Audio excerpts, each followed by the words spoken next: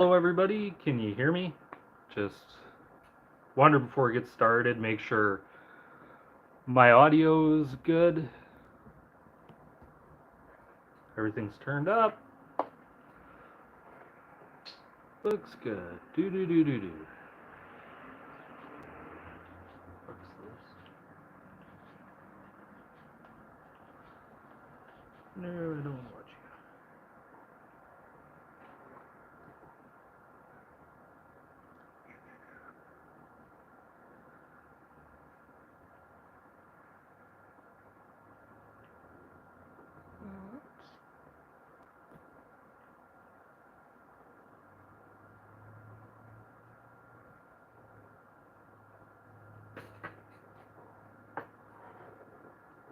Alrighty. Sorry about the little bit of delay to this. I have to say right off the bat, planned to get this started a little sooner than I did. Work just went a little longer than it should have. Let's see. I'll just move that way. Perfect.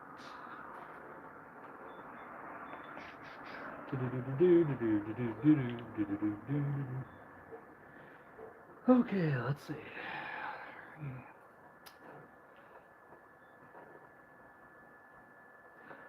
Okay, so let's get this started. Right off the bat, I thought I'd start with something. Hello, Wes. See you there. Good job. I just want to know, can you guys hear me? Like, am I coming through nice and clear?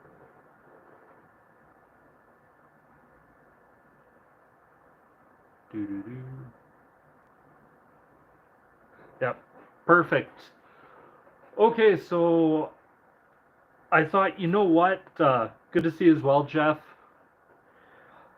I've had this idea of doing some of these live streams and it being something different, something where everyone can kind of participate in and really get to find out a little bit more about each other's musical journeys, because I believe everyone has a different musical journey through anything, whether it be where they were introduced to music or where they discovered, like, kind of had their musical awakening. And I thought everyone has those albums where they're like, I remember exactly where I was, I remember exactly what I was doing, and the albums just completely changed me. Where it's like, I might not have liked this band or any type of this music at this one time, but I heard this and I just couldn't forget about it. So I thought, you know what, it's a great idea for everyone to kind of come together and mention what some of their musical awakenings are, because everybody's different and we all hear music different. That's one thing I love about music, is nobody has the same story. So for me, I came up with a list of a few albums. I'm like, you know what, these are albums that completely changed me, whether they opened me up musically to different genres or it just completely blew my mind when I heard it. So kind of the downfall of streaming and having so many streaming albums is pretty much my CDs and vinyls got all packed away and they're in a box somewhere where I'd have to dig them out. So I don't really have props here to really use. But hey, I do have Spotify in the background, so maybe I'll bring up the albums there. But for me, the first album I'm going to talk about is by anyone who knows me for a long period of time, knows my love for the band Pink Floyd. And for me, the first album, well, the first experience of Pink Floyd, no, don't do that. Don't want to get copyrighted striked. For me, Pink Floyd, first album, first experience to him was Echoes, the best of Pink Floyd. But the first album I heard, my dad had Dark Side of the Moon. And he said, you know what, you like this, you'll like this. And so I sat down with Dark Side of the Moon, and I remember listening to this. And whether it be, what was it? Whether it be from the start with Speak to Me, Breathe in the Air, all the way to Brain Damage and Eclipse. This album, to me, completely changed me as a music fan. I was a young kid used to listening to the radio all the time. That's where I really found a lot of my musical Like, just stuff was pretty much the radio, because living in pretty much middle of buttfuck nowhere, Alberta in Canada, it's not really many places to find it other than the radio. So I remember hearing this, and when I stuck it on, and the cohesiveness going from Speak to Me, Breathe in the Air, On the Run, Time, oh man, Time, Us and Them, Money, Any Color You Like. Oh man, it's just a great record.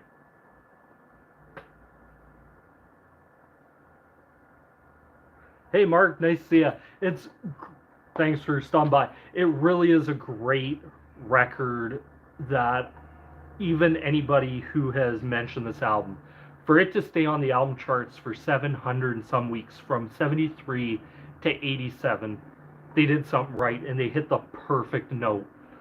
I remember listening to this and my dad saying to me, this is an album. He never liked Pink Floyd as a kid, but he said as he got older, he understood it. And it's one of these where I listen to this record and I understand it. There's albums I love more, but this album completely changed my music life. I went from, I want to say, the age of 15, pretty much until the age of 18, listening to nothing but Pink Floyd. Like, David Gilmour, to me, is one of the greatest guitar players ever. Like, the sound of him on this. And it's weird because David Gilmour, up until this point, was really never known as a guitar solo guy.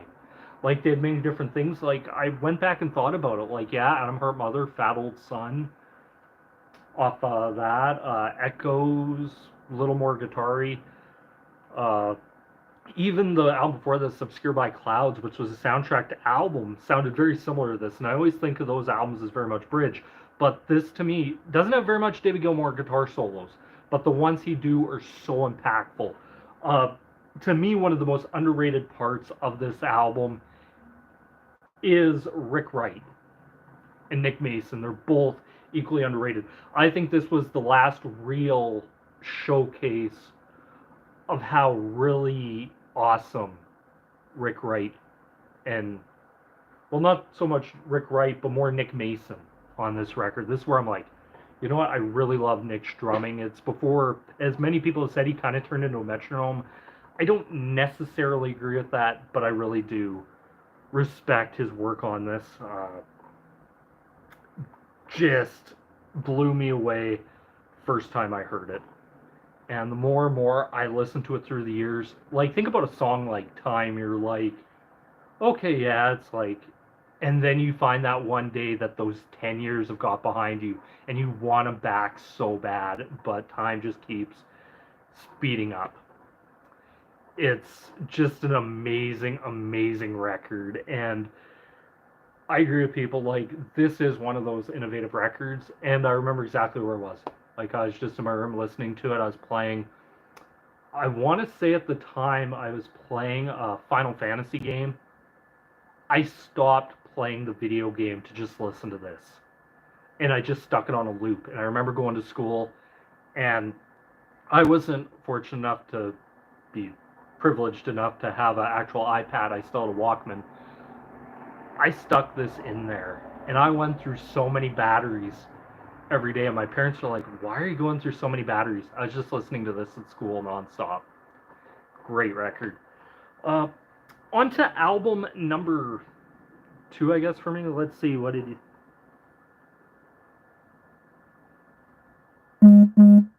Oh, that's awesome, Jeff, about Yes. Yes is a band that I have to say I never listened to before this channel, and I greatly regret never getting into Yes, because I do agree they are fantastic. And it's one of those things where the more and more I listen to Yes, the more it makes sense to me. Like, it really, like, you can tell, to me, John Anderson's one of my favorite vocalists now. Like, his voice just really resonates with me, where it's like, that's so beautiful. And he seems like such a chill person, like he wants everyone to get along. He seems like a guy you could go out and have a beer with, and he'd just do nothing but tell you these awesome stories from probably touring with Yes. Next album for me is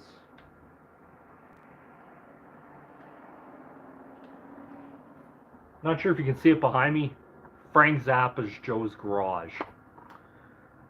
I was oh god, how was I think I was 20, the first 2021, and I really had a hard time getting into stuff by Pink Floyd, like Adam Hart Mother and stuff, because I'm like, yeah, that's a little too, even Amagama, I'm like, that's a little too out there for me.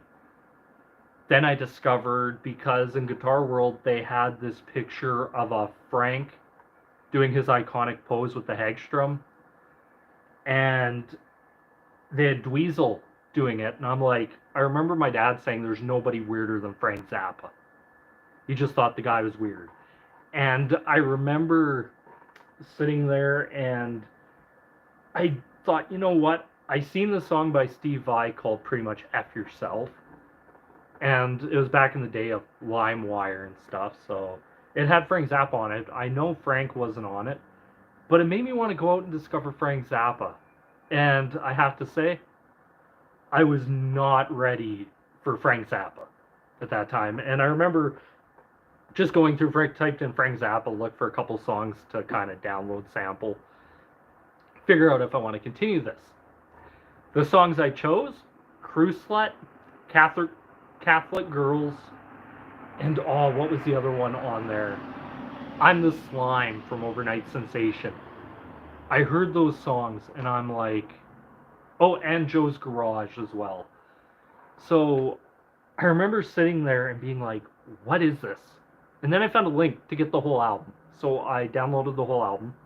Sorry, I did do it. I downloaded it. And I listened to it.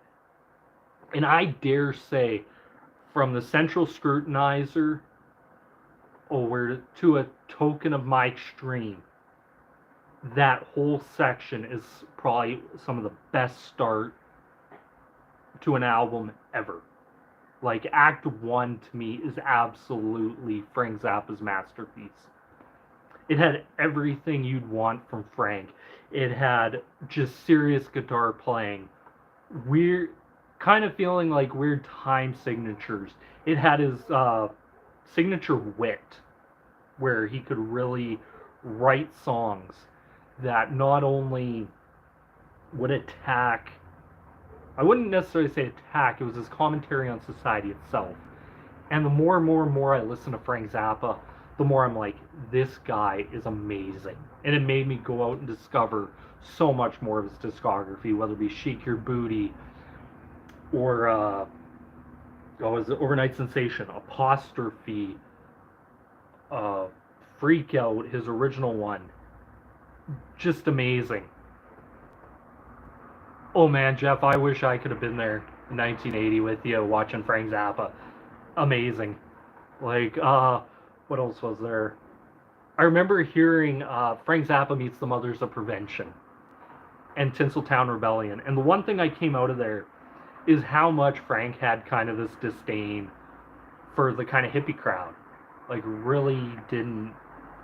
He was one of the very vocal people, I believe, about the sort of immortalizing of Jim Morrison, where he's like, let's hold the brakes here.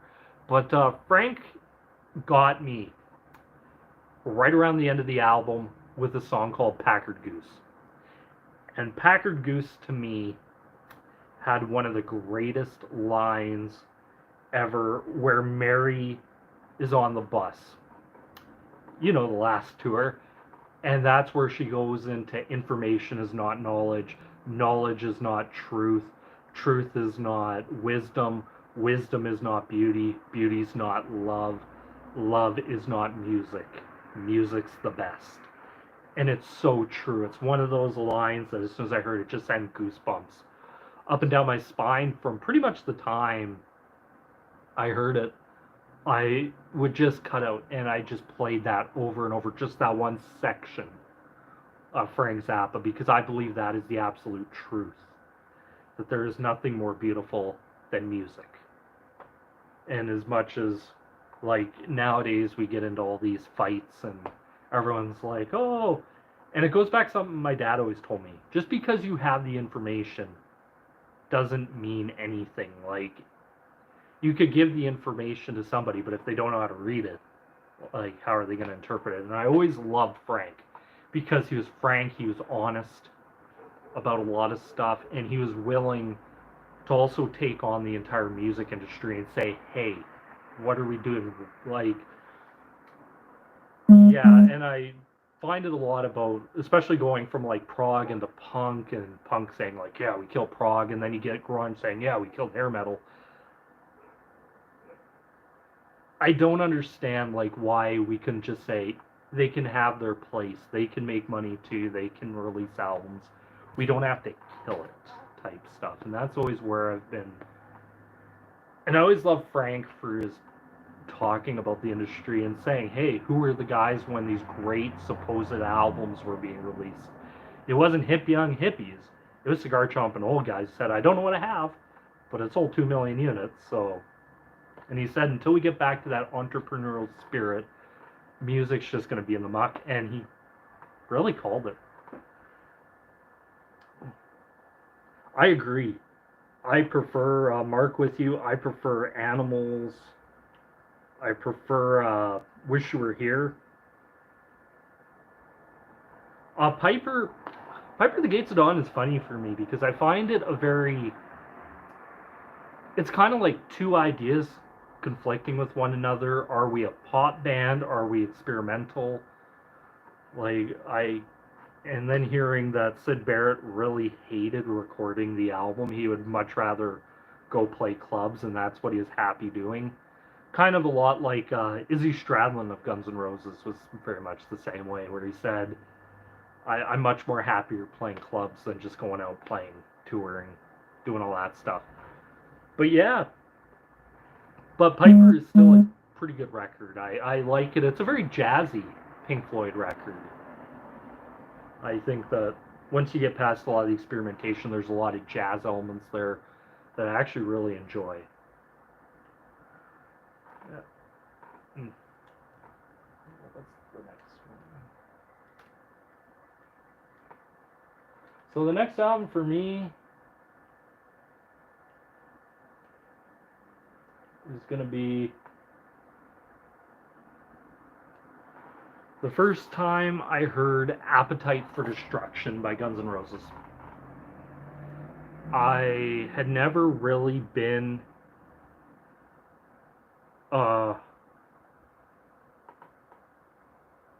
Frank is pretty cool. Killer guitar stuff, but kind of a crazy, weird LOL. Penguins in Bondage. Yes, The Mothers of Prevention. I love that record. I might be one of the few, but there was a song on there called We're Turning Again. And it is one of my all-time favorite Frank songs.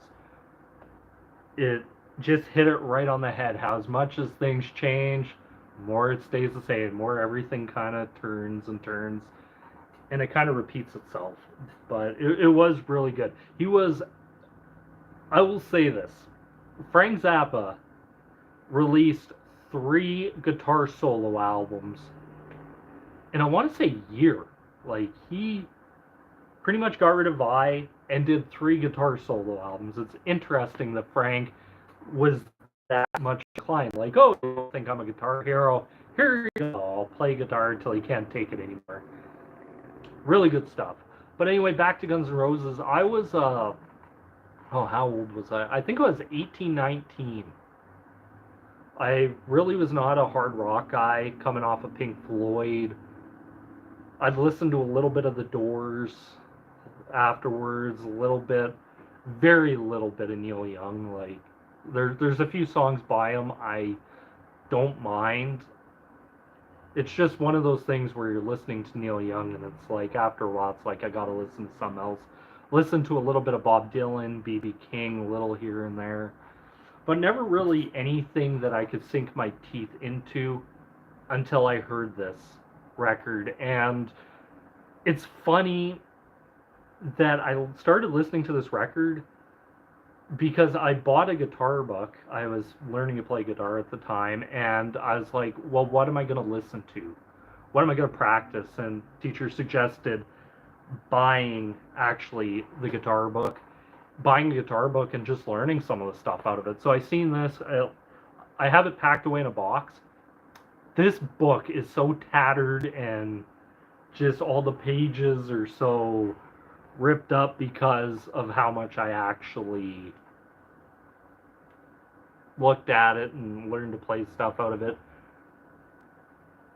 So I'm reading the lyrics to some of this stuff, and Welcome to the Jungle's in the book.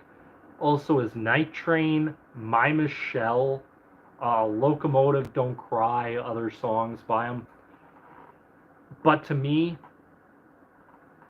I have to say I really liked the album, or the closer of the album is my favorite, Rocket Queen.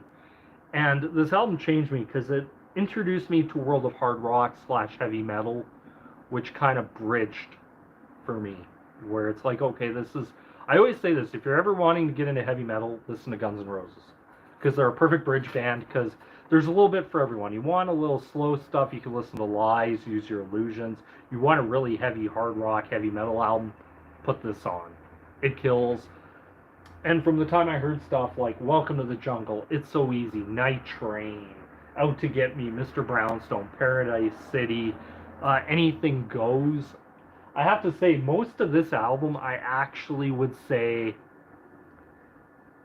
that, for at least me, most of this album, the B stuff is what I really like on it. Whether it be It's So Easy, Out to Get Me, especially Rocket Queen, that is my favorite song from this album. It just kills. Like, whether it be Steven Adler's drumming. I know Guns N' Roses isn't for everyone. I agree. Like, if you think about it, 1987,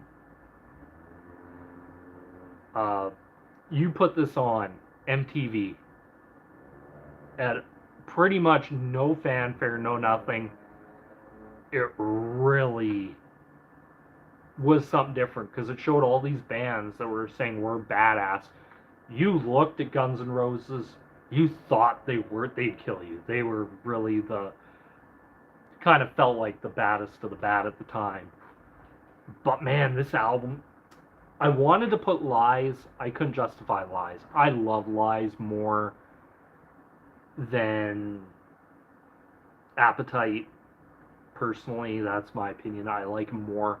But when I first heard this, it was like, wow.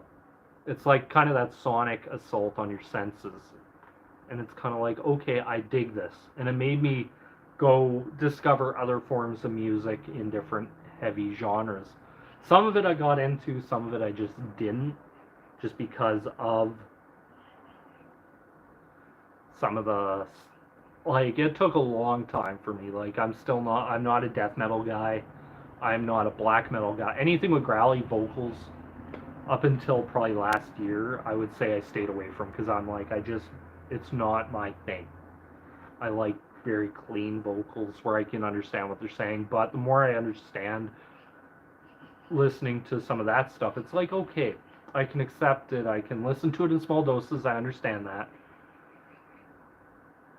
But it's not as bad as some of the stuff I've heard out there. Listening. Yeah, Wes, it was unique, breaking very new ground. Like, this album to me took like you want to put a parental advisory sticker, we're going to make the most filthiest album you've ever heard. And it worked.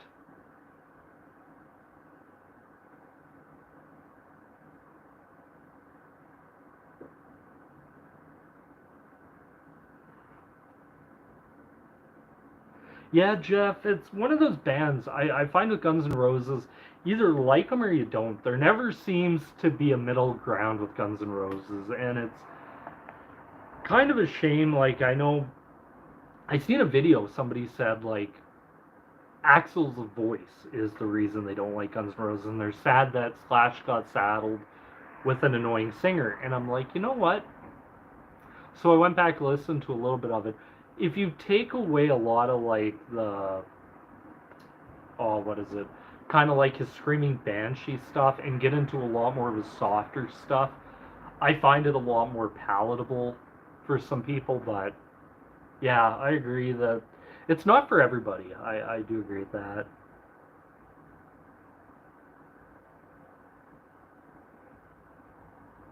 Wow, Axie and Izzy grew up 20 miles down the road from you, Wes. That's awesome.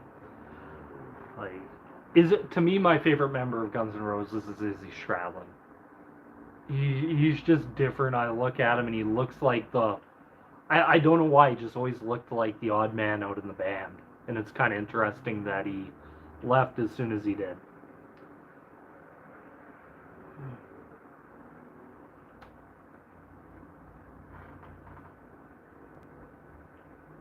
Yeah, Mark, I can understand why people do like Piper. It's very unique, it's very British. That's something I've heard. I remember seeing what was it? The Ultimate Review of Pink Floyd, and I remember they were interviewing Roger Waters, and he said there's something very English about this, very quirky, and he used the song Bike. I got a bike, you can ride it if you like. It's got a basket of belt things to make it look good. I give it to you if I could, but I borrowed it.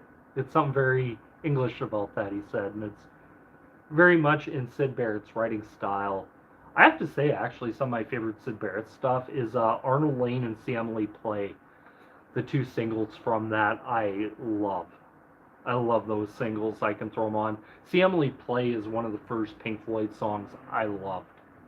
Because I'm like, it's so different. It's so quirky. It's kind of one of those of the 60s, very much.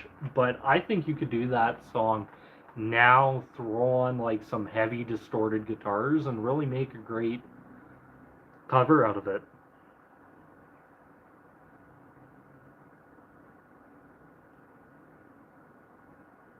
Yeah, I agree. Sid Barrett is kind of a different guitar player. Would you ever say he's on the realm of Jimmy Page or Clapton, Jeff Beck? No.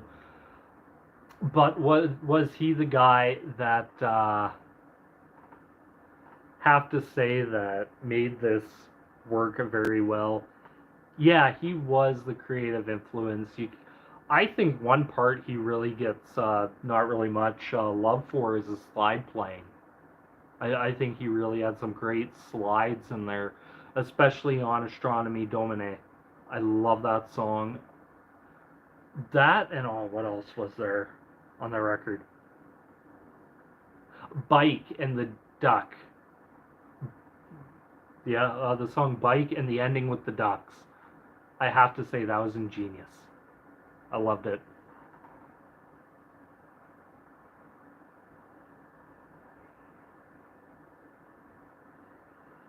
Uh,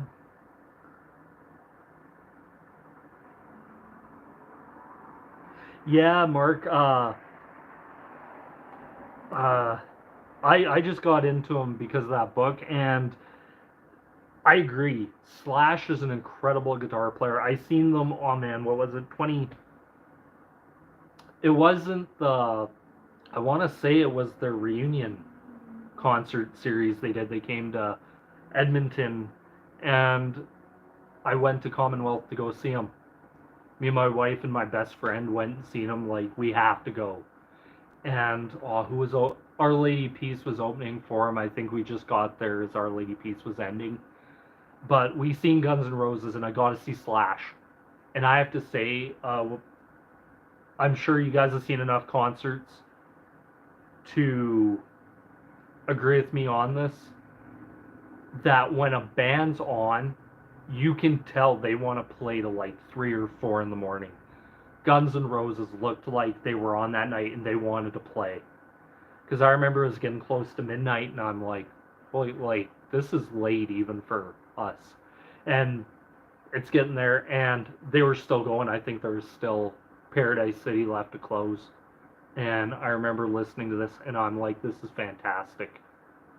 I got to see Slash. Like, man, it was a great concert.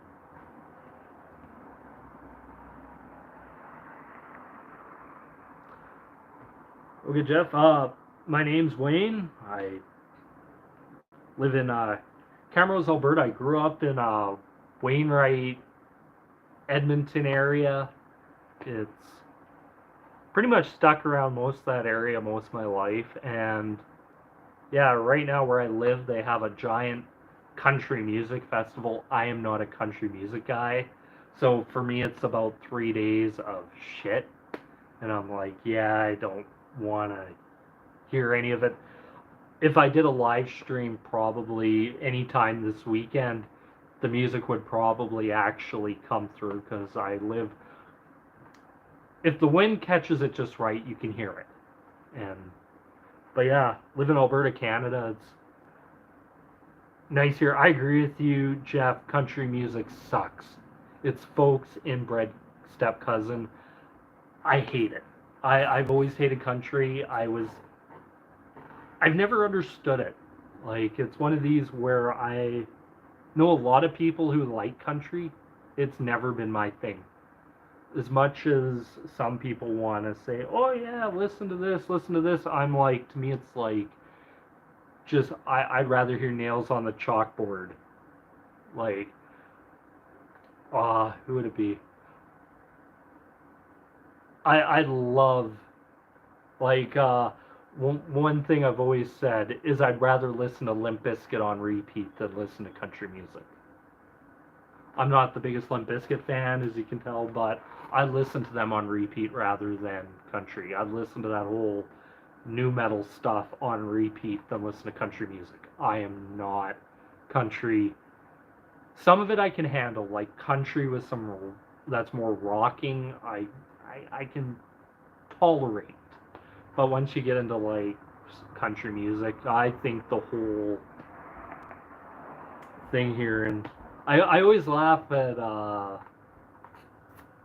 they always say the three biggest upticks of STDs in Alberta is Calgary Stampede, Big Valley Jamboree, and the Canadian Finals Rodeo. What do all those three things have in common? Country music.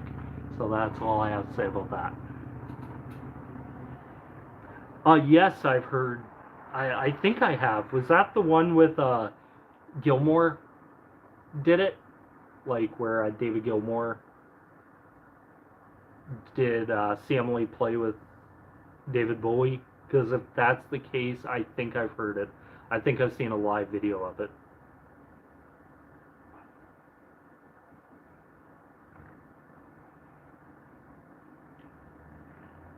Yeah, Mark. Rough vocals for me, I have to be in the mood to actually listen to it. I'm not going to say I am an aficionado in it. I have a guitar teacher who that's what he did. Like that's his band is pretty much technical horror death metal, and I'll listen to bits and pieces of it. I'm not sure why. Like musically, I could listen to it. It's just the growls for me. Like after a while, it starts sounding the same. That's I think mainly. That's why I like doing these reaction videos because you can do one, and then you're like, okay, then you can move off here, so it's never really the same thing continuously.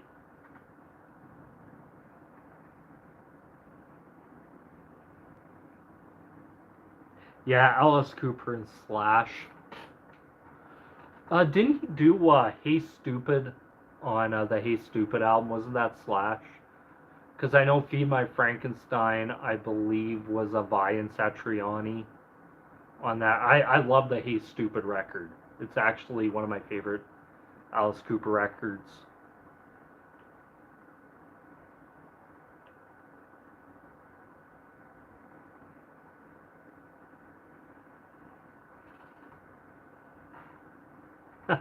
Yeah, that would be awesome. Is watching Slash go down a hotel room just shredding it. Don't send me away. That would be great. That almost would be like Ozzy's new music video. I tried doing a reaction for it and it got blocked, and I'm like, you know what? I'm not fighting this. I'm just not gonna do it. I think actually the Ozzy new one did really well.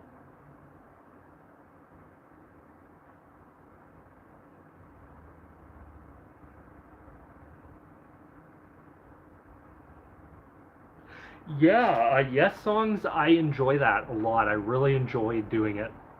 It was really an album that I never seen done. So I'm like, you know what? I'm gonna do it all. I'm gonna do it all. If I'm gonna go out, I'm gonna do it all the way. And Yes songs, I do agree, is one of the great live albums.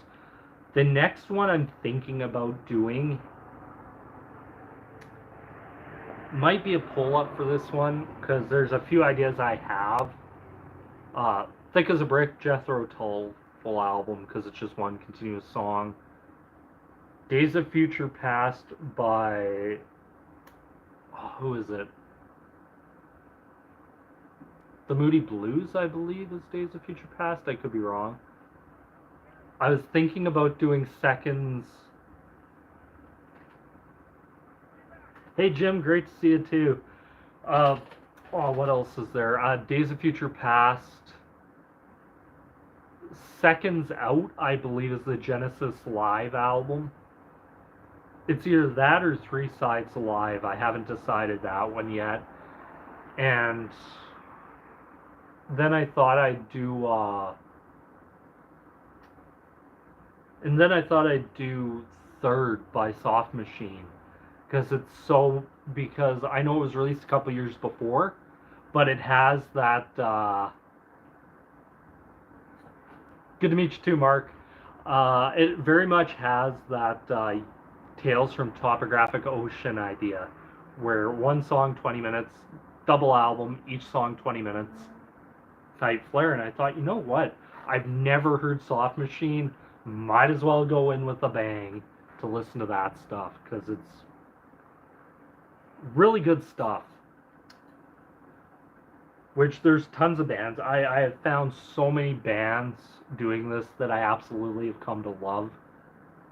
I know everyone has a different flair, different thing. I like kind of doing different stuff because it keeps the channel fresh. It really, you can say, oh, I want to hear this or want to hear this. Like, I have a whole thing of reactions to do that, wow. Like, I looked at it the other day and I haven't updated it since, Jesus, when was the last time? I don't think I've updated it for a month. The amount of song suggestions I have left to go back and do, I'm like, I can't wait to do this.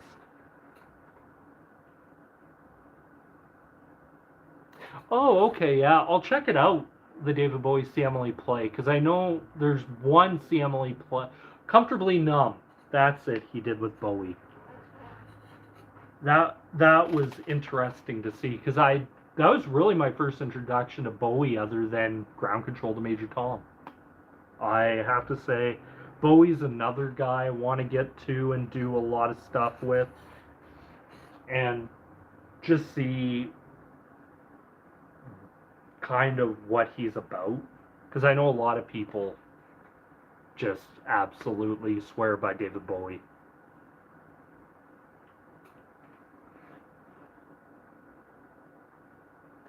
Hey, good morning, Tommy. Where are you from, Tommy? Like, I love meeting new people. I love finding out where they're from. Good morning, good afternoon.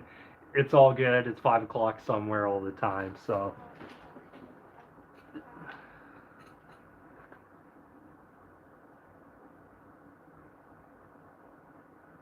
I have to say that is so true, Jeff. So much music, so little time. And the thing that sucks, I work a full-time job. I work at a recycle depot here, and work for a company. They own a recycle depot and they run a mill for cutting pipe bunks, which are kind of like half moon cutouts they use to transport pipe. I've done that pretty much for 15 years, and have to say, like, everyone's like, oh, work, and if it wasn't for this damn work thing, I would listen to music all day and just sit here and film me listening to it because I really enjoy it. Like, I love hearing every time you guys comment on stuff. It really does put a smile on my face because I'm like, yes, I'd do this even if there was only one person listening because I'm like, well, just one person, but it could be that one person that's like, yes, I love this.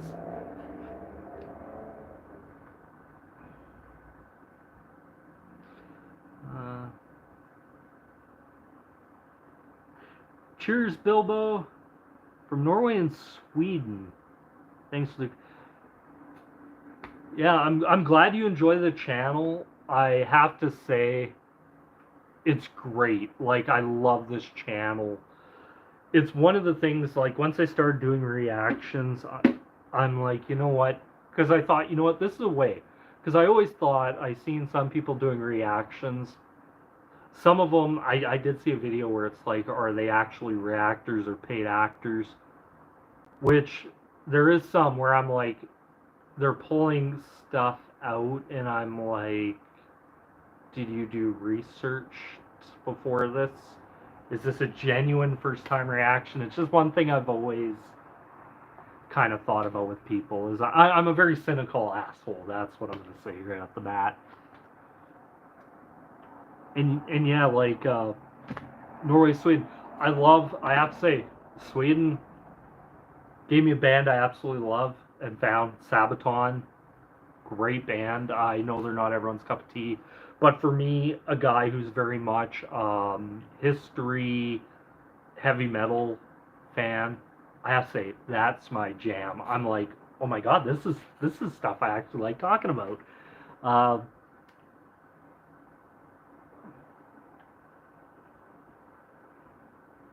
Yeah, Clockwork Angels. I heard The Garden from it. That's it. I want to go back to that album.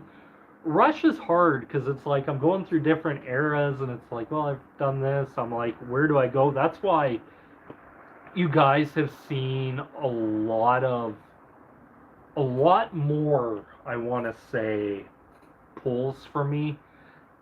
Because I just don't want to be the one picking. I want to give you guys the choice of what you want to see on my channel, what you want me to react to. That's why, and some polls I'll mix it up where the bands will be somewhat similar, and then some I'll just throw at you different genres, what you want to do, album reviews. There is a difference between my album reviews and my reactions. My album reviews, I just sit there and talk about the record and my kind of thoughts about it. I just filmed the one for Lark's Tongue and Aspic. I have to say, I'm not the biggest King Crimson fan. Like, I'm very new to a lot of their stuff. But listening to it, I'm like, that is a very interesting record. And I can't wait to hear what you guys think about on that. Oh, perfect. Tommy from Germany. Yeah, that's one thing. My going back doing Ancestry is I actually found a large section of parts of my family that are German. It's really, like, I knew my dad's grandma was German, and yeah, it's one of those things, going back doing all that Ancestry stuff. It really is good stuff.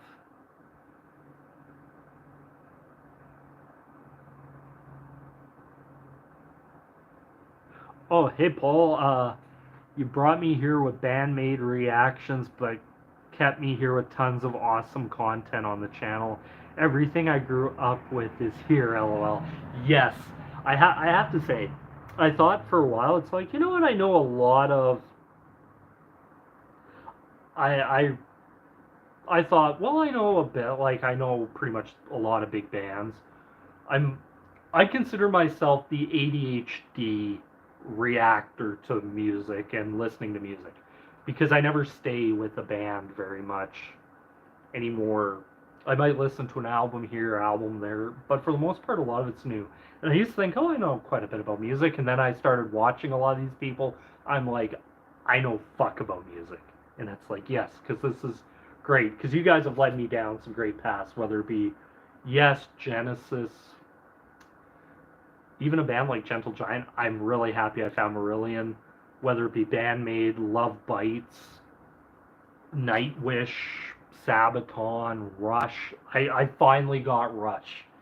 And I know a lot of people are like, well, how have you hadn't heard the song? My musical listening ended on the radio. Because up here in Canada, they only play about 4 or 5 Rush songs on the radio, and I bought a greatest hits CD, and I was never a huge fan of it. It never really caught me until I got older, and I'm like, yes, this is awesome. And Bandmate is a fantastic band. I love their bass player. Their bass player is amazing. Hey, Jeff, great having you here. Hopefully, see you again in a live stream again. I really enjoy talking. I know you comment on a lot of my videos. You're fantastic.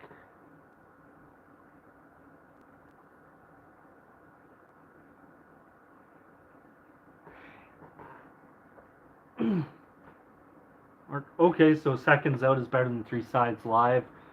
Says Mark. Yeah, I'm gonna put which one in there. I've always been kind of like, well, which one do I put in there? I'm kind of thinking 3 side or seconds out because of the fact it's more old school Genesis. But I'm finding myself wanting to get more, trying to push myself into that 80s Genesis at least a little bit, see how it sounds. Yeah, Paul, that's going to be an album I'm going to be talking about. Is Uriah Heep is going to be on here pretty soon. Howdy from Commerce, Georgia back in the day. The Eagles' greatest hits and Kiss Comes Alive were two of the albums that blew my mind. But now Chain of Hearts from Lilac is currently rocking my world. Lilac is a band I discovered this month, and I have to say, I love the vocalist of that band. Melody, I believe is her name. Fantastic. I just filmed a reaction to Master of Puppets.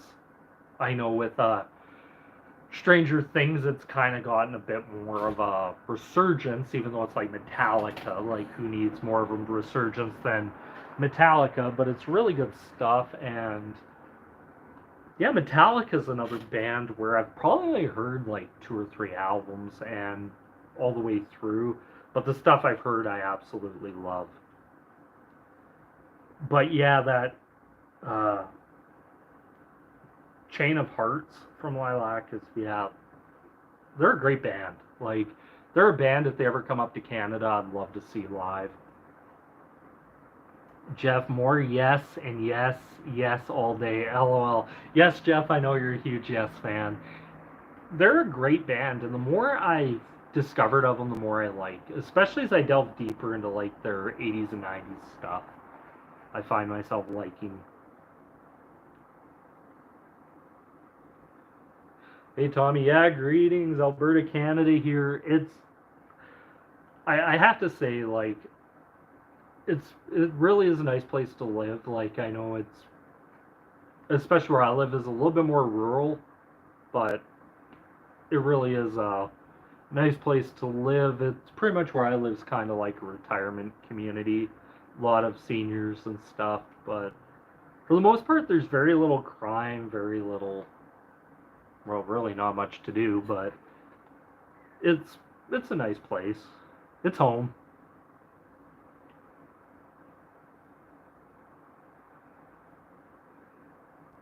Yeah, I have found myself really delving into Wishbone Ash. And I know I've heard, I think, I'm not sure, I think I did the Phoenix. I did Leaf and Stream. I did, oh man. I know I've done Lorelei, I've done, what else did I do? Persephone is another one I've done, and Front Page News.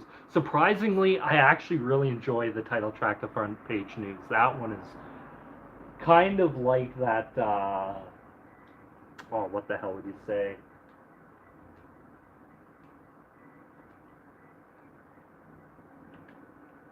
I want to say Front Page News is like Grateful Dead.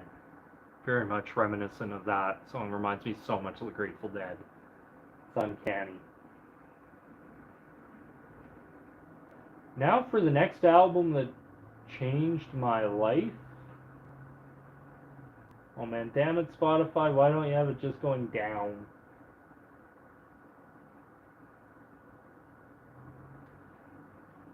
Next album that changed my life, Look at Yourself, Uriah Heep. That's a fantastic record. Okay, Mark, you want to know something? I've never heard Jesus Christ Superstar. I know some would say that that's like sacrilege. I know so many people mention that record. I've never heard it. Paul, yeah, Misa's amazing. I love how she plays bass. How it could be pick 1 minute, then just all of a sudden slap bass, and it's in one fluid motion, and it's really something to behold.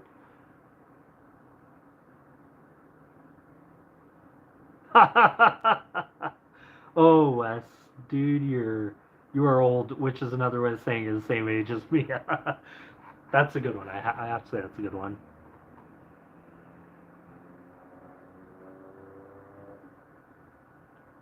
Yeah, Zach, I can make a video on reacting to Three More Days by the Guess Who.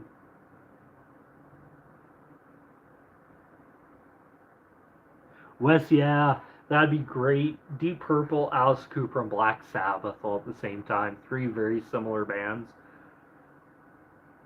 For me, what was it for me? It was Pink Floyd.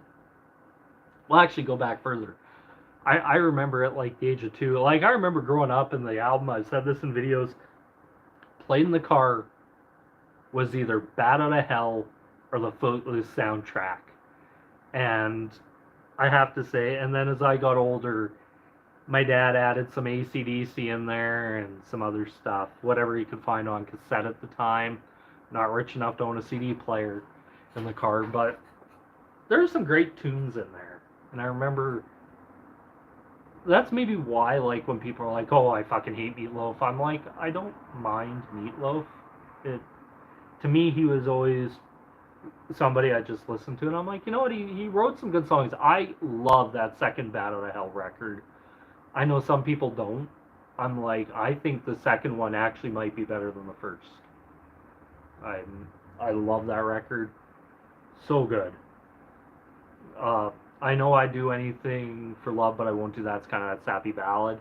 But you look at it, Life is a Lemon, I Want My Money Back, Rock and Roll Dreams Come True, just some great stuff.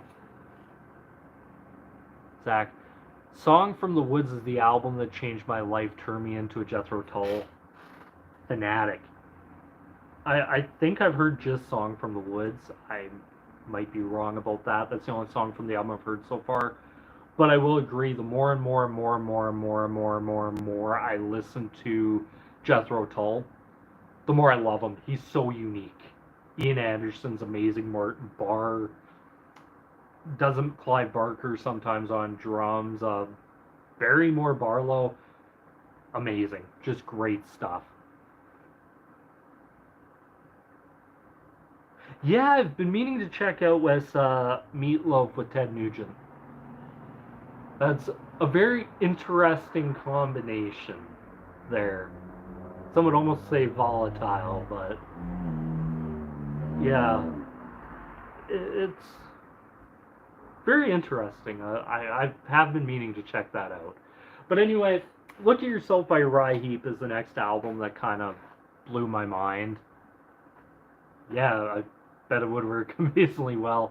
It'd either be that or Ted would have shot him. I kind of stand by that. Uh, but Look at Yourself by Uriah Heep. This is the album that I was listening to for Uriah Heep. I'd heard a little bit of Demons and Wizards, Magician's Birthday. This made me a fan. And I remember I was at work one day, and I just had my headphones in, I was listening to it, and all of a sudden, one song came on, and that was What Should Be Done, the complete oddball of the entire album. What Should Be Done blew my mind. I was like, this is a ballad. It's soft. The rest of this album, whether you get Look at Yourself, I Want to Be Free, July Morning, Tears in My Eyes, Shadow of Grief, Love Machine. These are heavy, heavy, almost Deep Purple meets Black Sabbath songs. And something changed. I was like, and I remember I seen Uriah Heep back 2018, I think. And a lady came up and asked me, "Oh, you're a Heep fan. What's your favorite Uriah Heep song?" and I told her what should be done. And she ran to a bunch of other people and said, "Oh my God, that guy's a true Uriah Heep fan. He likes what should be done." And she's like, "Where's that song from?" And I'm like, "Look at yourself." And it's like, okay. And I'm like, "It's the ballady, sappy song from Look at Yourself." It's a great track. David Byron, to me, is one of the most criminally underrated vocalists in music. Everyone mentions these air raid sirens. There's something about Byron. He could do that high falsetto, but he could be as silky smooth as you want. Almost like a good scotch. Great stuff. Uh, but looking at the rest of this album, I Wanna Be Free is a fantastic hard rocker. It's a song I wish more bands would cover, because it's a song that you could play today and it's just heavy. There's not much in terms of organ to it, so you could bring out two guitars. There's a twin guitar attack in there. Great stuff. Oh, I got a super chat here from Paul. "I've got to run. I enjoy your thoughts. See you soon." Thank you for the super chat, Paul. Means a lot. Always remember this. I might do this. I might take a screenshot of this. I might frame it, put it up on my wall. Like, you always remember that first $20 you made at your job or whatever. Might frame that, my first super chat. That's awesome. Yeah, tall Ian Anderson is for me the composer of the 21st century. He's up there with Frank. Like, for me, Zappa's up there. Shit, who else would be up there? Frank, Tull, because I think they're so unique and different at the way they blended folk and hard rock together, would be one. I haven't heard enough of them, but I hear a lot of people mention David Bowie as a great composer. One I would put up there, Kate Bush. I really find myself enjoying a lot of Kate Bush a lot. Fantastic arrangements, and even her music videos, very minimal, but they kick ass.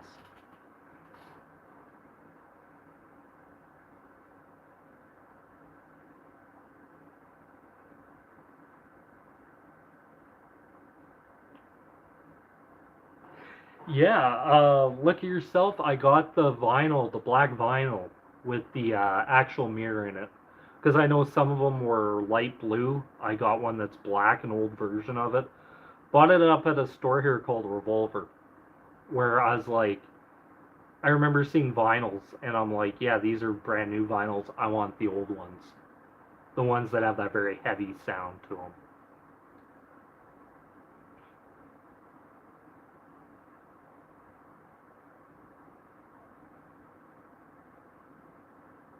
Songs from the Wood, Heavy Horses, and Living in the Past are the ones for me.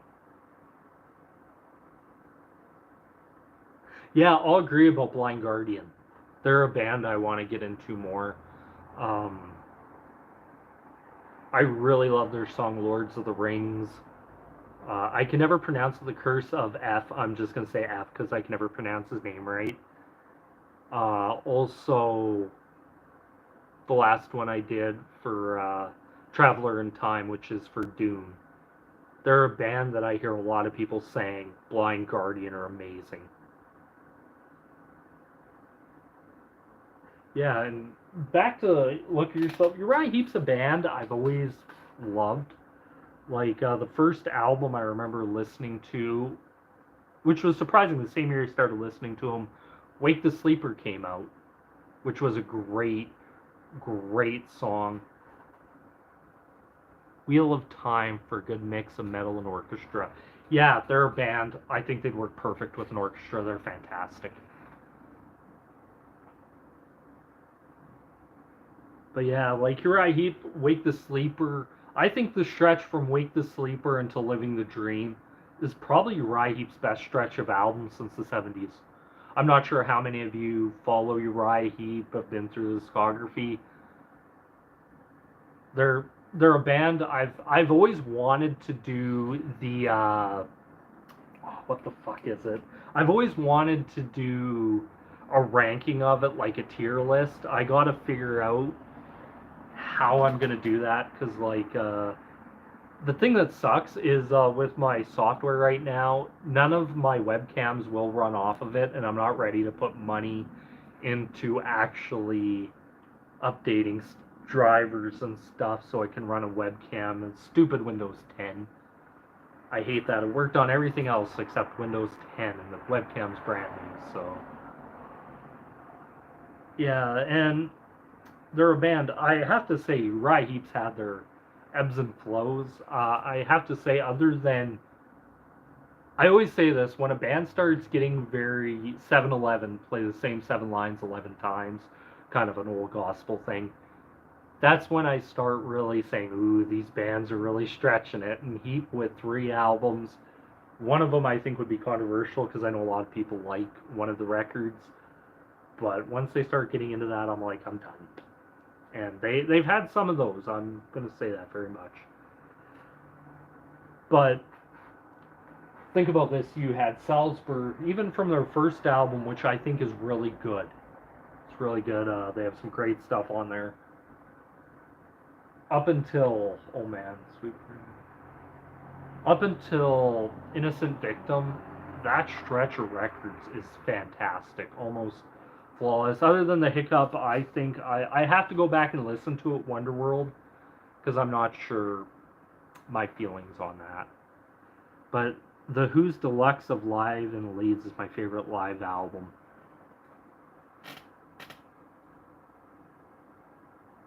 What would be my favorite live? I'm not a live album guy. I'll be the first to admit it. Before doing this, I stayed away from a lot of live albums.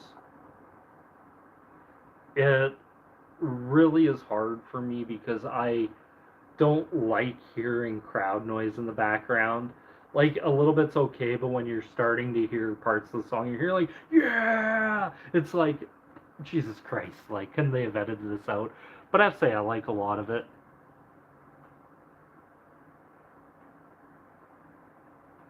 Yeah, I have to say, Abominog wasn't one of their best. I don't even know if I'd call Abominog a Uriah Heep album. Or if I'd just call it an EP, because they're half of that album's covers. And I've granted they're good covers, but nothing that, as I've gotten older, I'm like, you know what? It really depends what I feel at that time about Uriah Heep and about that record. Very much so.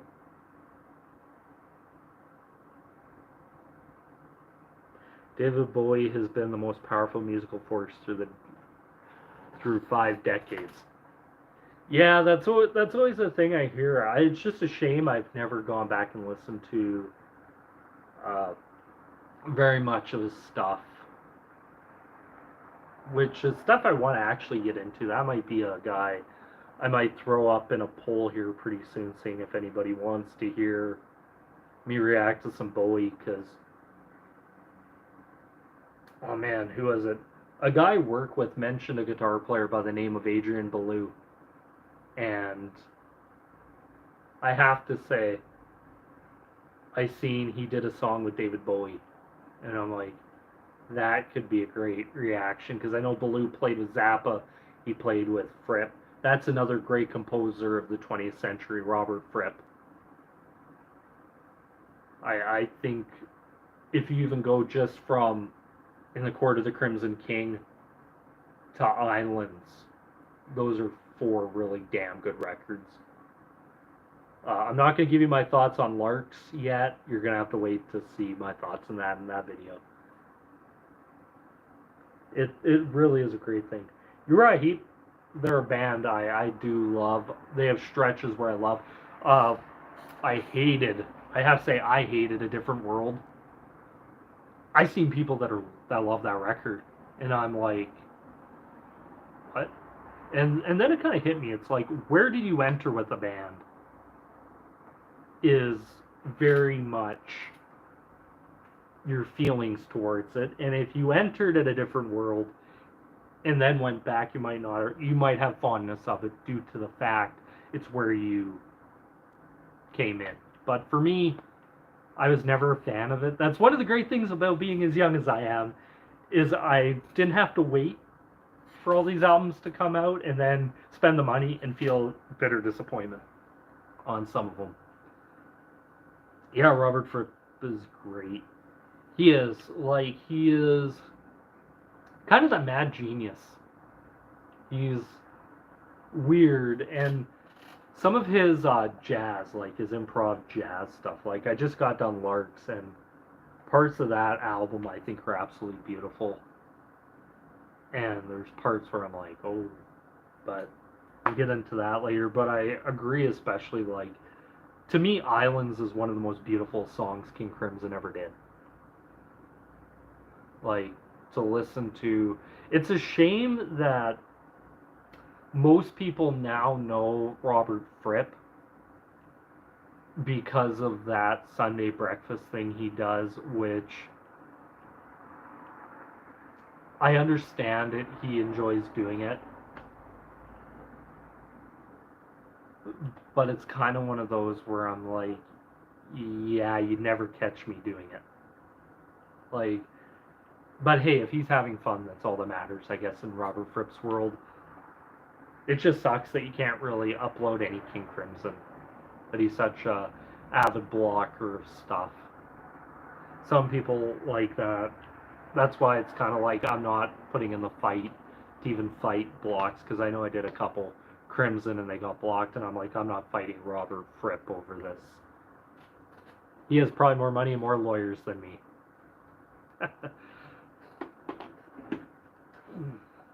Now on to the next album that kind of shaped my musical journey in a way.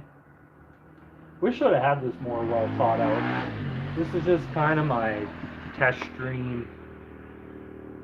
Try it out. But the album, Euthanasia by Megadeth. And some might say, what do you mean Euthanasia by Megadeth?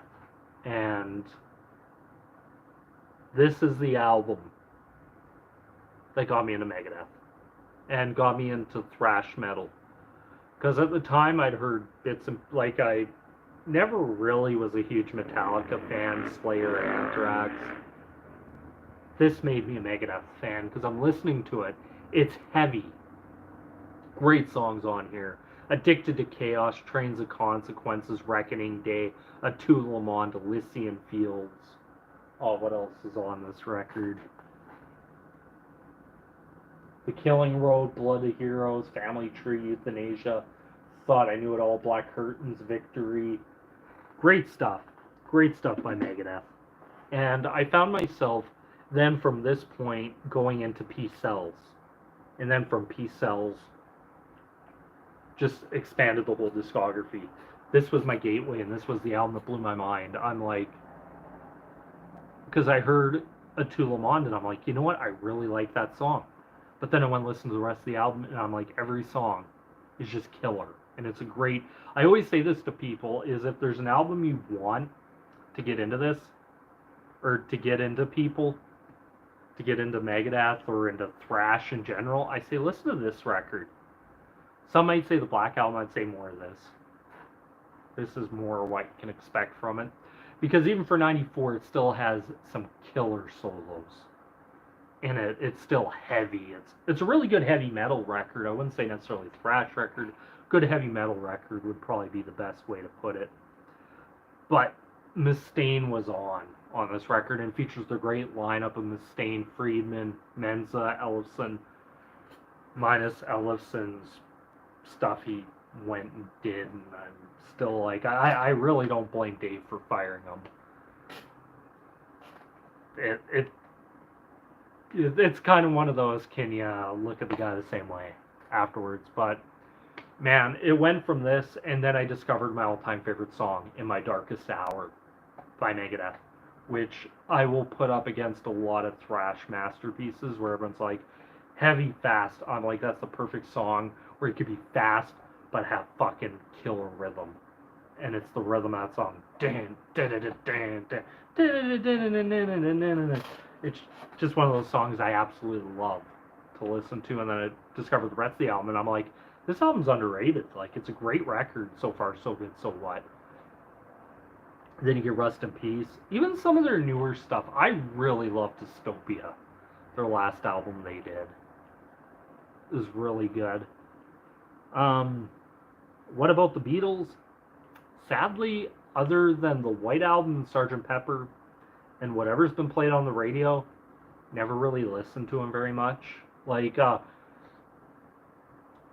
I'd hear songs here and there, but it's also one of those, my dad was never really a huge Beatles fan, actually hated them. So I was never really exposed to it. And even in years, it's kind of one of the curse of being like an ADHD music guy. I'm like, what do I listen to? And it's like, for some reason, the Beatles just never hit there. Actually, my favorite Beatles song is with Eric Clapton, While My Guitar Gently Weeps. Fantastic. Adrian Belew is great. Zappa, Fripp, Talking Heads, King Crimson, all great work.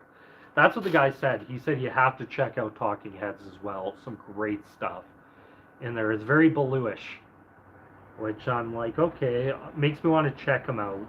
Because to play with Fripp, Zappa, Bowie, you kind of got to know your shit. Back in the day, I was not into thrash, strictly old school metal and rock for me. Megadeth, So Far So Good, So What, thrash, Gateway, yes. Oh man, that album is killer.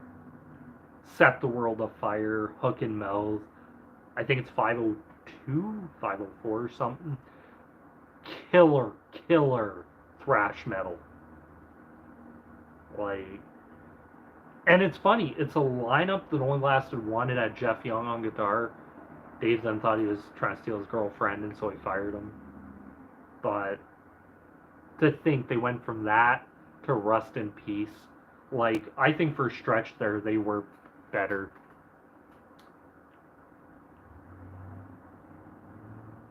Yeah, Mark, I know Megadeth isn't for everybody. They've never really been for everybody. It's kind of that speed metal craze of the 80s, and I have to say, it took me a long time to even stomach some of Metallica, because I'm like, I'm not really. It's really interesting going from Pink Floyd into some other, like the Doors, some of these jam bands, and then get like just this, and I'm like, holy shit, this is like sensory overload. So it took me a few years, but I did get into Metallica a little bit enough where I'm like, I like this, I like this, I like this. I they're they are a band I can still do first time reactions to, because I've never heard from what I want to say. I think Saint Anger On. I've heard a little bit of their 90s stuff. Oh, what you barking out there, Poochie? That neighbor's dog just decided he wanted to go bark at people. The Beatles are the ultimate pop group, maybe even the OGs as far as writing, producing music for the masses. I'll agree with that. I will agree with that quite a bit. Like, the Beatles are a band that have that, because I think my best parts of the Beatles are actually some of their solo stuff. Like, I love Paul McCartney's Maybe I'm Amazed. I love that song so much. Band on the Run. Oh, what else did he like? Live and Let Die. Fantastic. Oh, what else is there?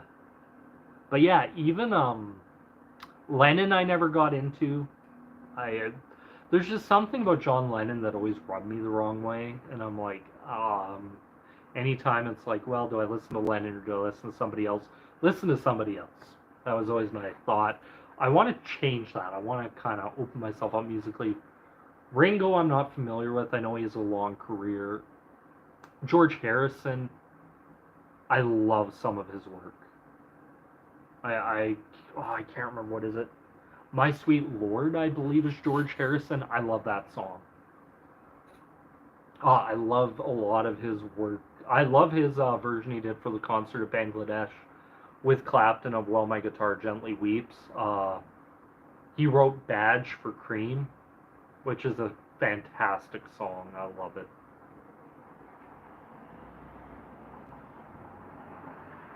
I'm really digging their. Yeah, Wes, I'm really digging the single I heard. They released another one. I'll have to check that one out. One thing I'll say is it feels like, especially in the last couple of years, Megadeth has been trying to really top Rust in Peace. I think there's that thing that's just eating Dave inside. I gotta top it. I gotta top it. Whether you can or not, but I have to say, I heard the song and it has a very. It's very raw, is what I say. Like, the mix is very raw. And that's something I like about Megadeth is you gotta keep them raw.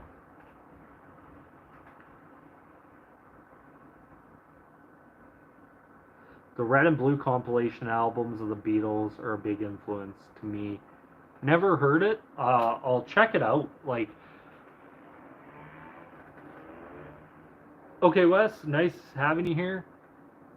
Just keep rocking on, man. I'm not sure the next time I'm gonna do one of these. It's kind of up in the air. I gotta plan these when my wife's working because she's like, well, just plan them for when I'm not home. So I got through schedule, and now that I see this is done so well, I might actually check out, start doing some more of some others. But yeah, getting back to Beatles, I'll check them out. Me too. I really love Revolver and the White Album. White Album for me, I like it. I have to say, out of all the Beatles stuff I've heard, I find myself there's parts to that White Album I love. Revolution #9 is kind of a little over my head, but hey, it is what it is. But if you're looking for just simple pop, I think it's there with that. Black Sabbath, Heaven and Hell, Iron Maiden, Number of the Beast, Metallica, Ride the Lightning, Disturbed, Asylum. But lately for me, Lilac, Queen of Hearts. Yeah, I have to say, I've heard, what I hear, Sail Away and Dear Father from that record. I have to say, I really like that. First two songs I've heard. It's kind of one of the crappy things about doing a reaction channel is if you want, you're like, you know what, I'm going to save some of this for this, and you kind of hold off on what you listen to new to pretty much what's on here. But there's some really great stuff. Tomorrow Never Knows, one of my favorite songs of all time. Is that a George Harrison, Tomorrow Never Knows? Just wondering.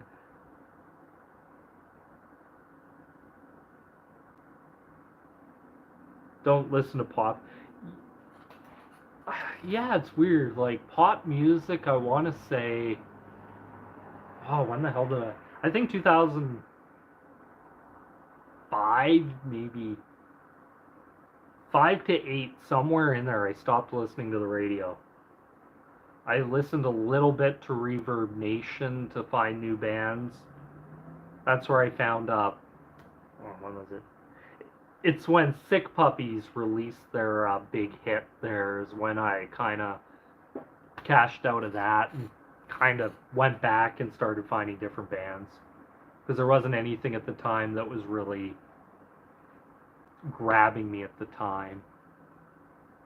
Paul McCartney did a great concert in Glastonbury this year. I'll have to check it out. Paul McCartney is one of those guys. I'd love to see him. I just don't want to pay $200 a ticket to see him. There's very few. Like, I remember, what was it we paid? I think we spent $150 to see Sabbath.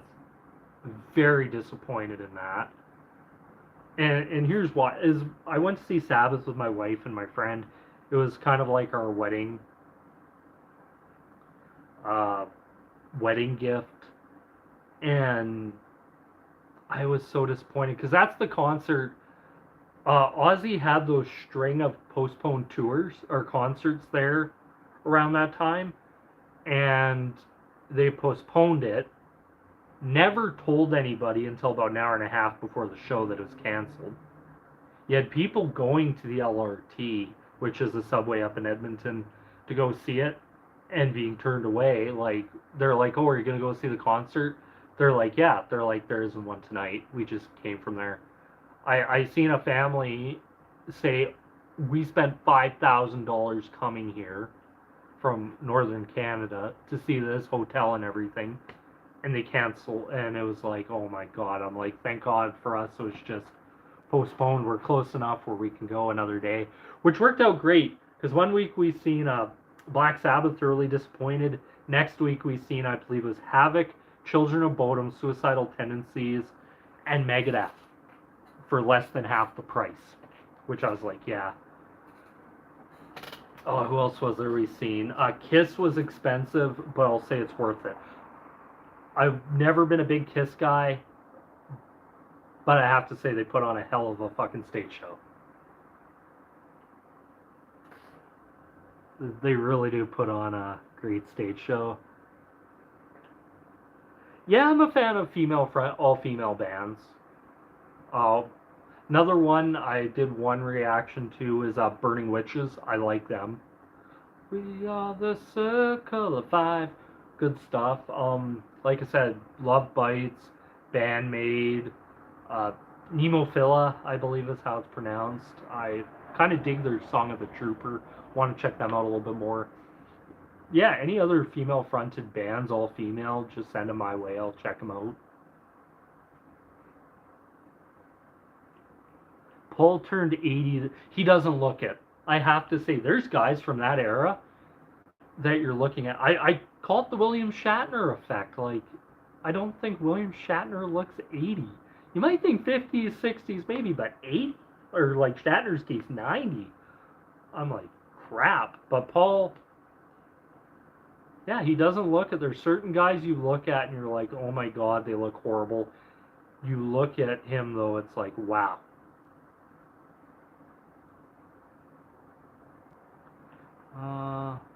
Songs of Leonard Cohen by Leonard Cohen. I've heard Hallelujah by Leonard Cohen. That is it. That's the only one I've ever heard by Leonard Cohen. He might be a guy. Springsteen charging $4,500. I don't give a fuck who it is. I'm not spending $4,500 to see anybody.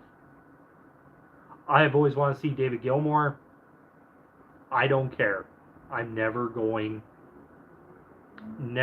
to see anybody for $4,500. Can never justify it. Like, I could buy, you could buy a lot of groceries for $4,500. Nowadays, maybe a little less due to inflation, but still, you can buy a lot of stuff for $4,500. And I think them trying to justify it is them just doing damage control. I think it's absolutely absurd. I think another band I was really pissed off at, and I think what really grinded my gears about that band. So before they put the tickets on sale, they announced Gord Downie, the tragically hip, has cancer. So they're like, oh, okay. My thought is, why didn't you hold off on that for 3 days? Allow all your die-hard fans to buy their tickets instead of getting them all botted. And that's what happened, and then not being like, well, it is what it is. And I'm like, I'm not a hip fan, never have been. I just think they did their fans dirty. They could have just said, you know what, null and void all those tickets. If you bought tickets, we'll refund them. Because you can tell pretty early on, bulk and that. I hate this whole botted thing. I wonder if you go back to the days of just standing in line at a ticket window. And if you're good enough to get in, you're good enough to get in. Cohen is a genius. I love too. Gord's Gold by Gordon. Lightfoot I've heard of, I've never listened.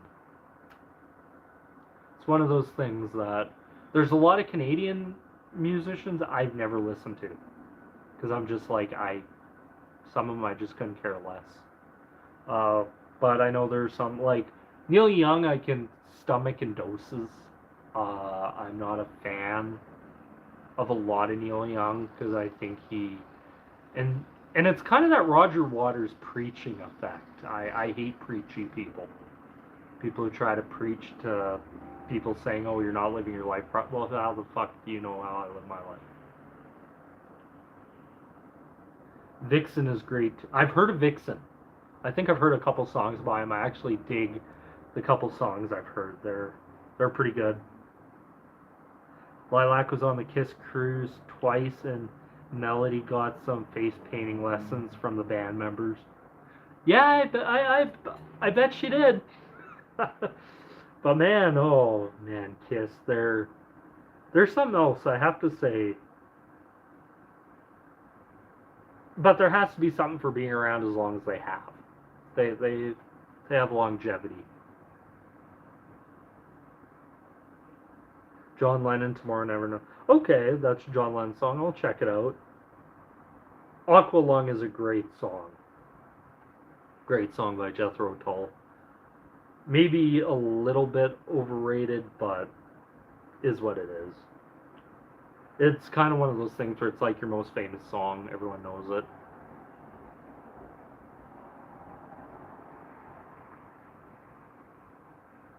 Yeah, I'll check out some more.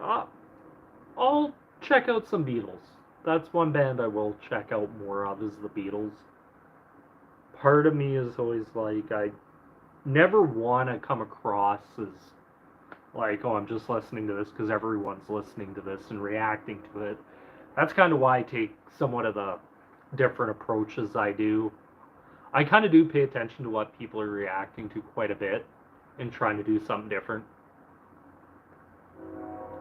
One band I really love is that I found liking here is Nightwish. And I can't remember who the hell I seen react to it. But they did a dive into the song and they're talking about stuff like Dante's Inferno and stuff, and I'm like, you're telling me you just pulled that out of your ass? That you haven't studied this song at all? Like, that's... I think there's a little bit of stuff that goes on. I'm not going to throw shade at anybody or name anybody, but I'm like, that's interesting that you would pull that out. Like, that's a very detailed reference, and I'm like, is what it is. Nervosa Cryptica, Heretica, Hellcat, Sisters of Suffocation, Frantic Chamber. Yeah, I'll check them out, Jonathan. There's a lot of newer bands that I really want to check out. Hear different styles of. I know one band I want to do more of is Epica, because I've done a couple of them, and I say I really enjoy a lot of what's on there. Dubes. Love your show down in Charlotte. Hey, Mr. Wondrous. Great to have you here.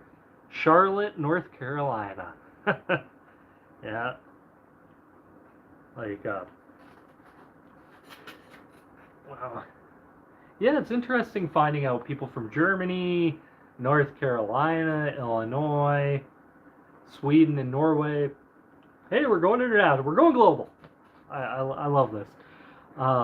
Warpaint is a great female-fronted band, West Coast, I think. Okay, I'll check them out. I'll check out Warpaint. Rubber Soul. Yeah, Rubber Soul by the Beatles. It's interesting. I've never been a huge... Like I said, I've never really been a huge Beatles fan. I kind of want to change that. One song somebody said when I told them I'm not a huge Beatles fan, they're like, have you ever heard Norwegian Wood? And I'm like, no. They're like, you gotta check it out. So that might be coming up pretty soon.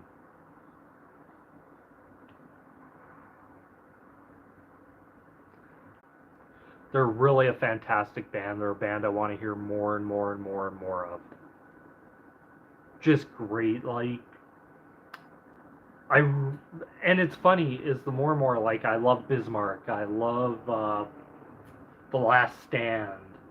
Like, they write these big choruses that just get stuck in your head, and I'm like, I love it. They also have their own history channel on YouTube. Yes, I love listening to their albums with the history commentary.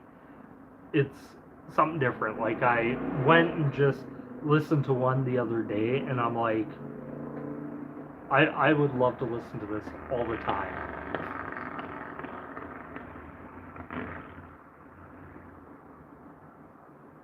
John Anderson, Toadmaster, and Iceland Orchestra, Awaken, Sublime. That's what everyone keeps telling me to check out. Awaken, that version of Awaken. I might have to, because the one I tried from, I believe it's either Montreux or whatever. And yeah, if you hear motorbikes in the background, I guess everyone's trying to prove they have a small dick or something. Like, it's been constant all the time, like Sons of Anarchy wannabes, I guess. I don't know. I have nothing against being motorbikes or whatever, but it's just down the road I am. It's constantly motorbike, and it's like, damn, like, can't you guys find another route? And it's always when I want to film anything, they always seem to come out of the woodwork.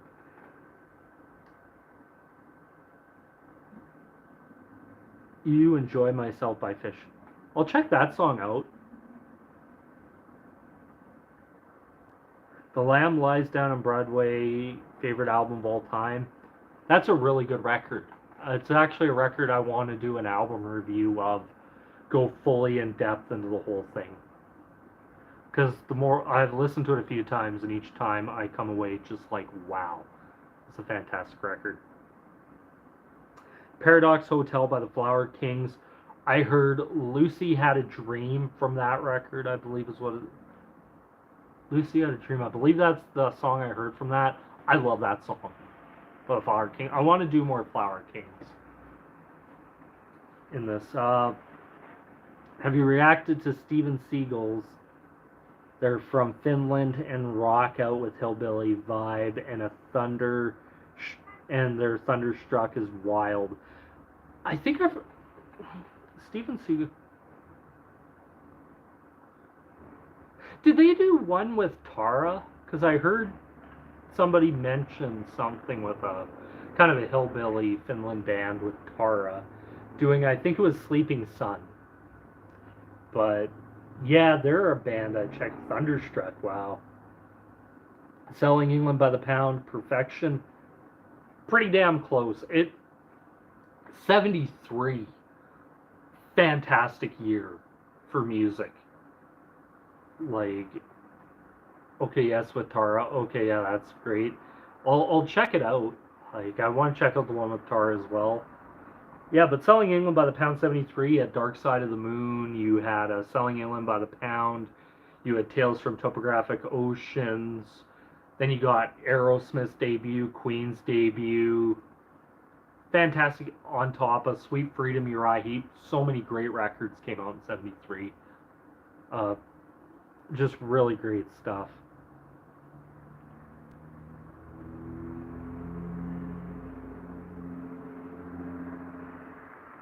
Selling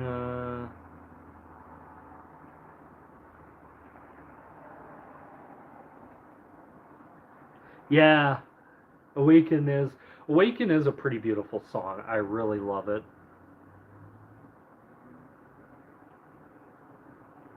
Definitely not motorbikes. Nope. I'd love to be able to drive one, but I don't have great hand-eye coordination enough, I think, or balance enough to do it.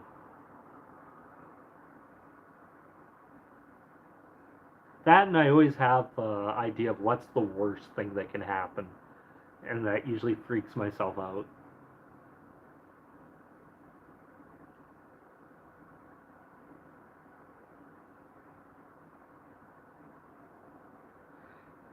You Enjoy Myself by Fish 7, 8, 12, please, LOL.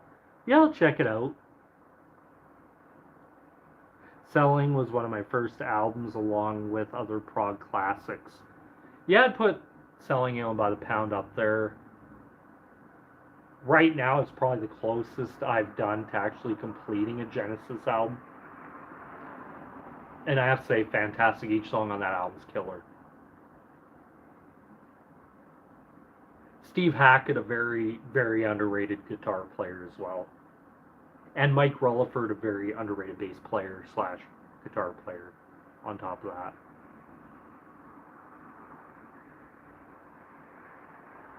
The live version of Stardust, we are on the Instant Delivery live album. Okay, I'll check that out. Physical Graffiti by Led Zeppelin. That is an album, one of the few. Actually, I have a few double albums, but it's one of them that I love. Like, that's probably one of my favorite Zeppelin all the way through records. That and number 2.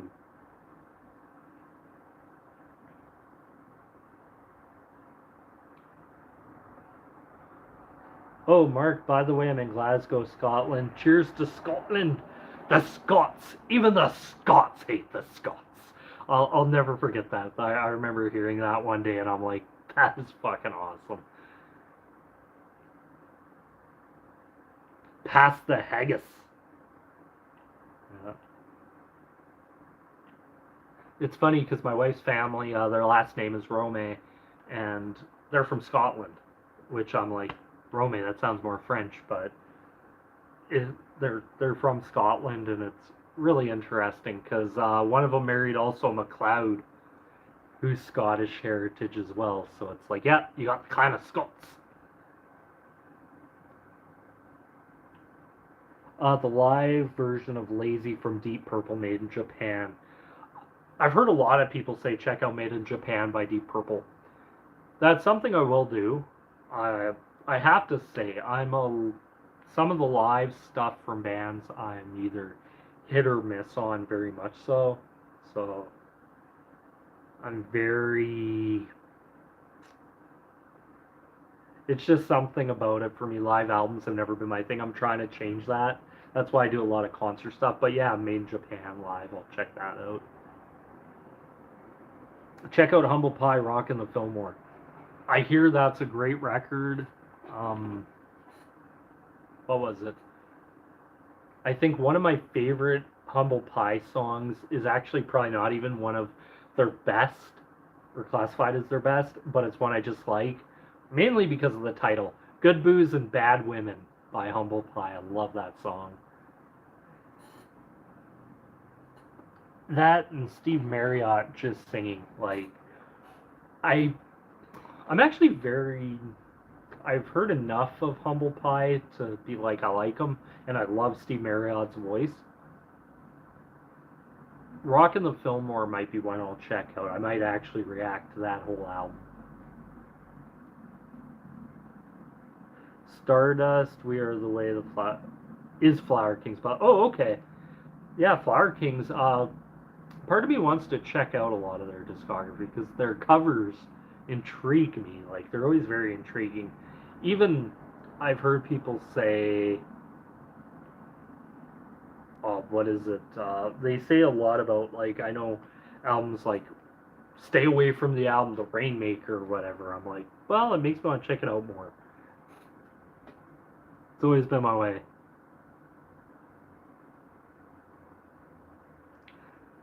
They're not a all-female band, but Iron Cross did a great cover of White Snake's Still of the Night. I'll definitely check that out. Rory Gallagher's Irish Tour 74.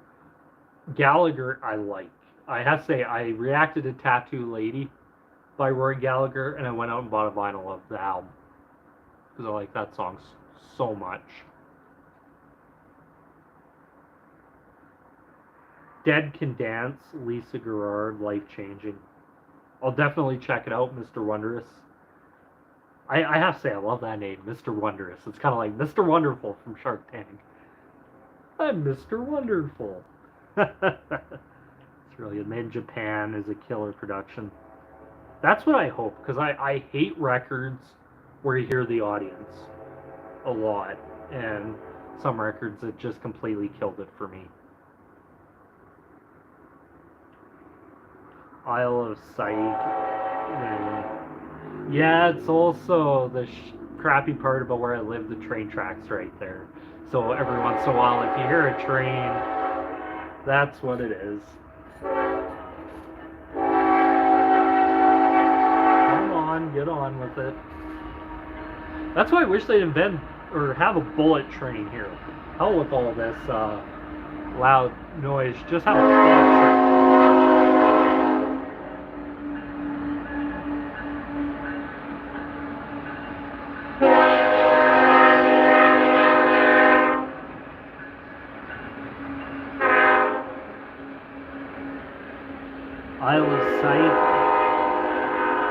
Denavigan. I'm sorry, I probably butchered that. I really apologize. McLeod Country, yes. I'll have to ask him where his family's from in Scotland. Like, I know with us and Fisher and that, it's we're from England, and it's like Suffolk, England, but not. It's kind of weird, England, very much so, especially that whole thing, because it's like they say Suffolk, but it's like a province in England. It's like where in Suffolk, and it's kind of very interesting looking at maps and stuff. But yeah.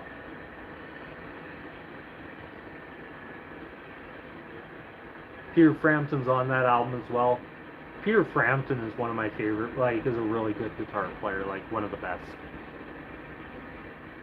Kind of sad his career, that he doesn't get probably as recognized as one of the all-time greats as he probably should have up there with Hendrix and that, but I think Peter Frampton's a killer guitar player.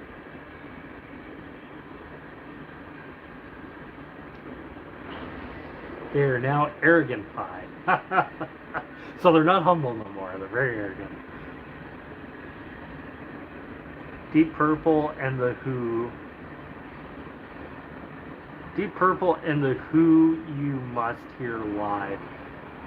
I've heard that from a bunch of people, that the Who are a great live band. There's parts of the Who, I think the only album I've heard all the way through by the Who Next. Mostly because at the time it was the only album I could afford. And I'm like, I had a choice of this, I want to say a couple other records that didn't really look very good to me. And I'm like, okay, I'll check this one out. They didn't have Tommy, they didn't have Quadrophenia, which were probably more the ones I would probably have checked out. But man, I have to say, yeah, the Who's Next is a killer record. I'll still put that album up against a lot of other bands' best, because I think it's, from what I hear, I haven't heard everything, but to me it's like not only Pete Townsend is his best and kind of most musical, it's also Roger Daltrey at probably his best vocally, at least from what I've heard so far.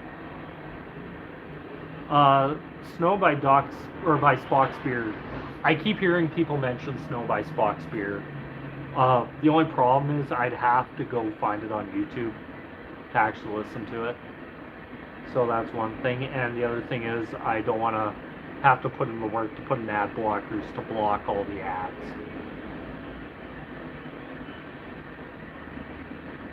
Hi from Ireland. You reacted to Rory Gallagher's many months ago. His live album, Irish Tour 74, is a legendary, great live album. Yeah, I've been meaning to get back to Rory. I know I did Taste and I did Tattoo Lady by him. He's a fantastic guitar. He's always a guy I want to go back to more. Him and Jeff Beck, I want to go back to. Because, man, Rory Gallagher, I know he's a great hard rock and blues guy. And that's kind of the stuff I really like.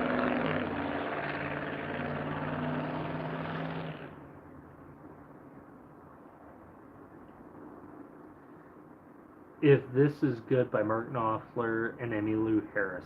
I'll definitely check that one out. I like Sultans of Swing by them. I think that and Money for Nothing is all I've ever heard from Dire Straits. So I'll check out that Mark Knopfler one, yeah. I always remember because he's like a finger-picking guitar player, very much like Robbie Krieger of the Doors in that sense. Live at Leeds is one of the first killer live albums.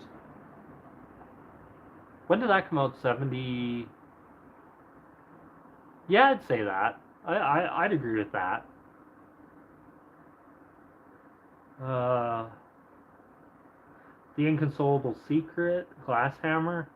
I'll definitely check that one out. Renaissance, Turn of the Cards. Mother Russia from that record I really like, and I just did a reaction to Black Flame, which will be up pretty soon. I had 3 train tracks nearby. but one is so close when he toots the horn, it rattles my windows, lol. Yeah, like right here, I have my apartment complex right here, and it's right across the street. And sometimes, if they're going fast enough, yeah, we'll rattle the windows. It'll knock books off the shelf.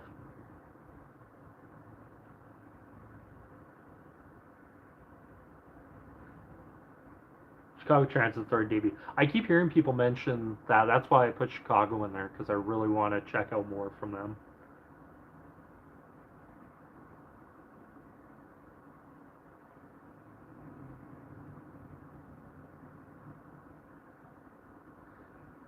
Any Renaissance is top shelf music. Shiradzi's Mother Russia, Midas Man. I've heard Mother Russia, and I love that song. One thing I noticed listening to Renaissance, they have a killer bass player in that band that always seems to come by. Frampton's reference was regarded in regards to Humble Pie. Yeah, I can see it. I think the Frampton split was actually a great split for both. Because I think Clem Clemson fit Humble Pie better than probably Peter Frampton did. And by that point, I think Peter Frampton outgrew Humble Pie. Kind of like Lemmy with Hawkwind. He kind of outgrew Hawkwind.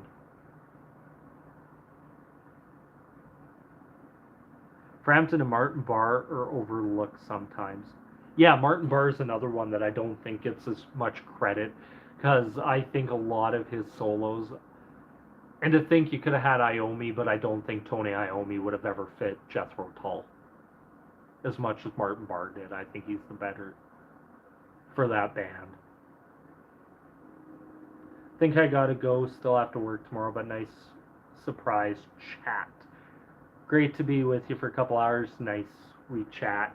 Yeah, Mark, nice having you here. I'm not sure the next one. I'll be sure to give more heads up probably on that one. I just wanted to do this kind of as a just pop up one, kind of a brief idea, and then just chat with you guys. I love hearing this. Have you ever listened to any gothic bands like Blackburn or Blackbriar? No, I haven't. I actually, this is the first time I've ever heard of them, so I will be sure to check them out. I'm friends with John Camp and Terrence Sullivan of Renaissance. That's great, man. Like, they're always a band right now I've heard a few songs by, and each one I'm kind of like, you know what, I really dig this band. Annie Haslam's voice is very unique and different. The Who's Quadrophenia must be heard all the way through. That I will agree. I think the ones I heard is The Real Me and Love Reign Over Me. Love both those songs.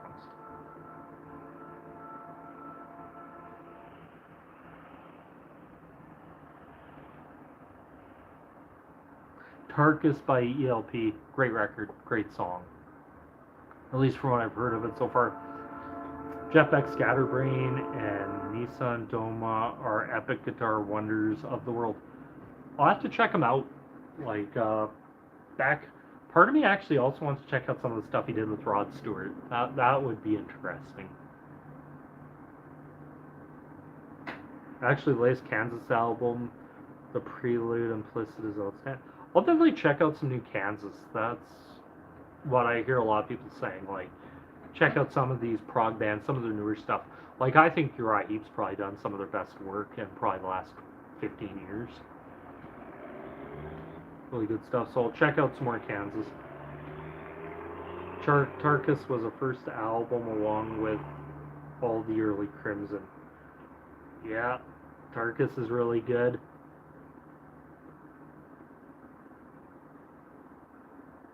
I attended a concert where Rory opened Fleetwood Mac, was the second act in Deep Purple headlined. Wow. Rory would have been amazing to see live.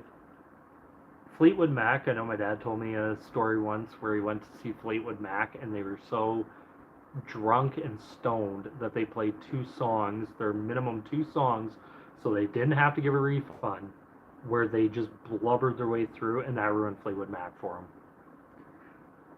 Deep Purple would have been a great headliner. Frampton had hair, yes he did. Six Wives of Henry VIII, Rick Wakeman. I want to check that record out because I hear there's parts that I love the whole Henry VIII theme. Rick Wakeman's a great keyboard player, great organ, like just great musician in general.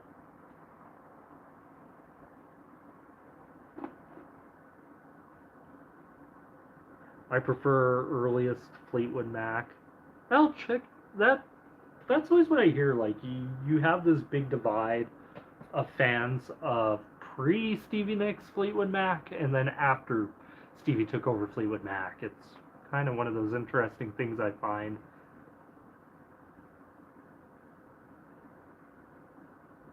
Yeah, I'm open to any band really. It doesn't matter whether they have a big following or not. Just great stuff like Kinetic Element. I'll check them out. Blackmagic Woman by Fleetwood Mac. Yeah, I'll check that out because I believe that's a cover of Santana.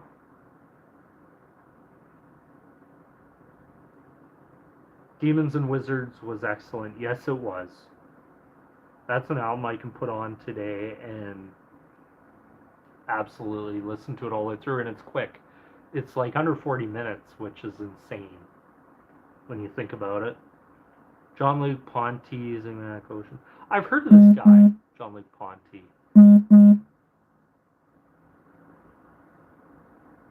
Like, I've heard of him from jazz. I think he's jazz, if I remember correctly. I want to get more into some of that jazz fusion, Pat Metheny type stuff.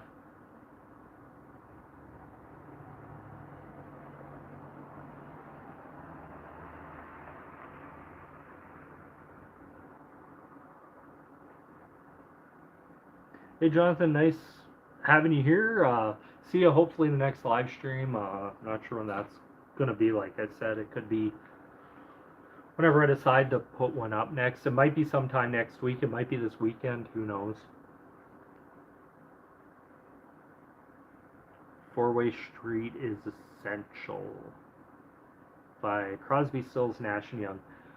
I have to say, Crosby, Stills, Nash, I've never listened to really much anything from them. I've heard, I think Ohio was them.